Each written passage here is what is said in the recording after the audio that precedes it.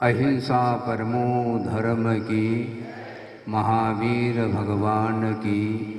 प्रातस्मरणी परम पूजाचार्य गुरुवर श्री विद्यासागर जी मुनि महाराज की जय।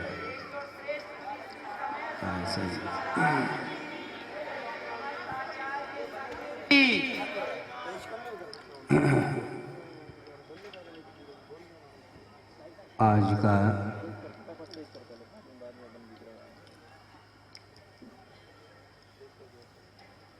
दीक्षा कल्याण का दिन है।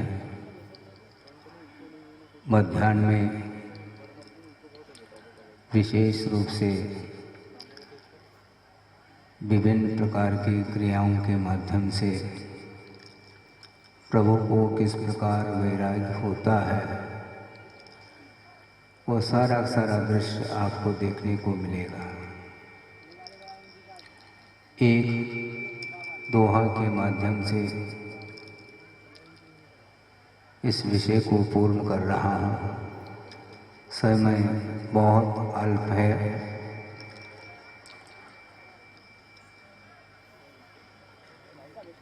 अंत किसी का कब हुआ, अंत किसी का कब हुआ, अनंत सब हे संत। अंत किसी का कब हुआ, अनंत सब हे संत। पर सब मिटता सा लगे, पतझड़ पुनः वसंत।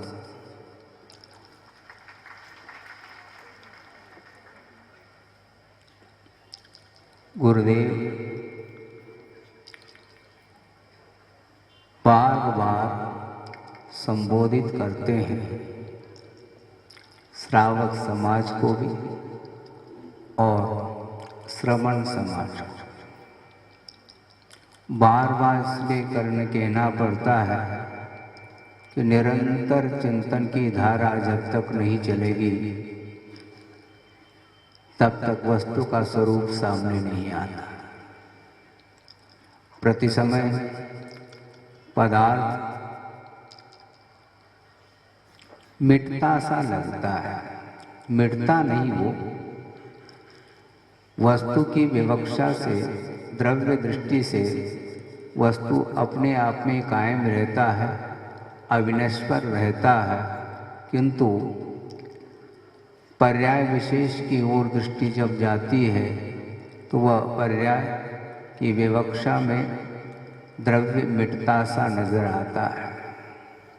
ये जब तक आपको निरंतर इस रूप में वस्तु को देखने का प्रयास नहीं करेंगे या आपकी दृष्टि में वस्तु मिटती हुई नहीं देखने में आएगी, तब तक आपको वैराग्य नहीं होगा। और वैराग्य के अभाव में जितनी भी क्रियाएं चल रही हैं संसार में, अनेक प्रकार के आपके मन को और उपयोग को झकझोर करने वाले ऐसे दृश्य भी देखने को मिलती हैं। विभिन्न प्रकार की कलाएं होती हैं, कितने 72 प्रकार की कलाएं और हैं 64 है। और महिलाओं के लिए 64 बता रहे हैं महाराज। तो 72 कलाएं और इधर 64 प्रकार की कलाओं के माध्यम से आपका उपयोग आकर्षित होता रहता है, किंतु मोक्ष मार्ग में इन कलाओं से हट करके ही हम जब चलते हैं तब वैराग्य के क्षण सामने आते हैं। नहीं है तो उन्हीं कलाओं में हम डूबते चले आए हैं अनंत काल से, ये ध्यान रखें। इसलिए पर सब मिटता सा लगे, पतझड़ पुनः वसंत। वह वृक्ष है बहुत हरा भरा है, जवान वृक्ष है, लेकिन आप प्रतिदिन उस वृक्ष का सिंचन करो, किंतु समय पा करके वह वृक्ष बूढ़ा होगा। होता है कि नहीं? आप बूढ़े हैं क्या जवान हैं? जो जवान है वो तो जवान रहेंगे, लेकिन कब तक रहेंगे वो? बाल्य अवस्था चली जाती है, जवानी आती है, वो भी चली जाती है, वृद्धावस्था तो आ ही जाती है। देखते देखते समय पा करके वह क्षण आ जाते हैं और आपको यहाँ से अन्यत्र जाना पड़ता है। आप नहीं भी जाना चाहो तो वह छूटता नहीं।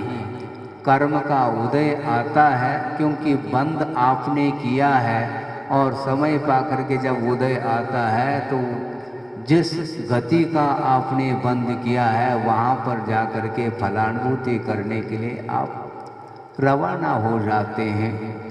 इसलिए आचार्य कहते हैं इन कलाओं से ऊपर उठ जाओ, समय रहते नहीं है। तो वह सूर्य उदित हुआ है किंतु वह अस्ताचल की ओर है, ज़्यादा समय नहीं लगता, 12 घंटे के अंदर वह संध्याकालीन लालिमा देखने को मिलती है।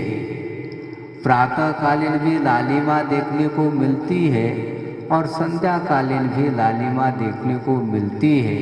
और प्रातःकालीन लालिमा आपको जगाती है और संध्याकालीन वह लालिमा आपको सुला देती है। इसलिए समय रहते हुए वस्तु तत्व के स्वभाव की ओर दृष्टि जब तक नहीं जाएगी तब तक वो वैराग्य क्षण नहीं आ सकते। 83 लाख पूर्व तक इन्हीं कलाओं में, इन्हीं राग रंग में उलझते रहे। कौन? भगवान? भगवान नहीं, होनहार भगवान भी उलझते रहे। हम कहाँ लग सकते उनके सामने? सोचिए आप। इसलिए स्वभाव अपने आप में बहुत महत्वपूर्ण चीज है। आमूल सिक्तः पैसा घृतेन, आमूल सिक्तः पैसा घृतेन न निम्ब वृक्ष मधुरत्वमेति। नीम का वृक्ष है और उसको किससे सिंचित किया गया है? किसके द्वारा सिंचन हो रहा है उस वृक्ष का? आमूल चूल पैसा घृतेन। पय अर्थात जल भी होता है और पय अर्थात दुग्ध भी होता है, और घृत अर्थात आपको ज्ञात है दूध और घी से सिंचित किया गया है। किसको? नीम वृक्ष को। किंतु वह मधुरत्वम न येति न प्राप्नोति, वह कभी भी मधुरता को प्राप्त नहीं हो सकता। ये सिद्धांत है, ये स्वभाव है उसका। तो जिस प्रकार उस नीम वृक्ष का स्वभाव कटुकता है, उसी प्रकार कुछ ऐसे भी जीव संसार में हैं, वे अपने स्वभाव को छोड़ नहीं सकते, जिसको बोलते हैं अभव्य। किंतु इससे ठीक विपरीत स्वभाव को लिए हुए भव्य हुआ करते हैं और मुमुक्षु हुआ करते हैं। मोक्ष को प्राप्त करने की उत्कंठा जिनमें रहती है और योग्यता भी रहती है रत्नत्रय को प्राप्त करने की, ऐसे मुमुक्षु भव्य जीवों के हित के लिए, उनकी हित की कामना को ले करके एक महान आत्मा जो वर्तमान में वह असंयम अवस्था का अनुभव कर रही है, किंतु उन्हें जब वैराग्य उत्पन्न हो जाता है तो उस दिगंबर अवस्था को प्राप्त करके हम और आपके लिए मोक्ष प्राप्त करने की जिज्ञासा रखने वाले भव्य जीवों के प्रति देशना दे करके उपकृत करेंगे। वह मध्याह्न का समय है, आपका समय हो चुका है। इतना ही मैं समझता हूँ कि अभव्य जैसी वृत्ति न हो। हालांकि अभव्य को भव्य नहीं बनाया जा सकता और भव्य को भी अभव्य नहीं बनाया जा सकता, किंतु भव्य होते हुए भी उस भव्य आत्मा का जीवन अतीत में अनंत काल यही व्यतीत हुआ कहने के लिए तो वो भव्य है, किंतु भव्य की अभिव्यक्ति रत्नत्रय के माध्यम से होती है, वह अभी तक नहीं हो पाई है। उसको प्राप्त करने के लिए, उसको व्यक्त करने के लिए और उसको उद्घाटित करने के लिए, उपादान को जागृत करने के लिए वह स्वयं कटिबद्ध होंगे और आप लोगों की सोई हुई चेतना को भी जागृत करने के लिए सामने आएंगे और उनकी देशना कल खिरेगी।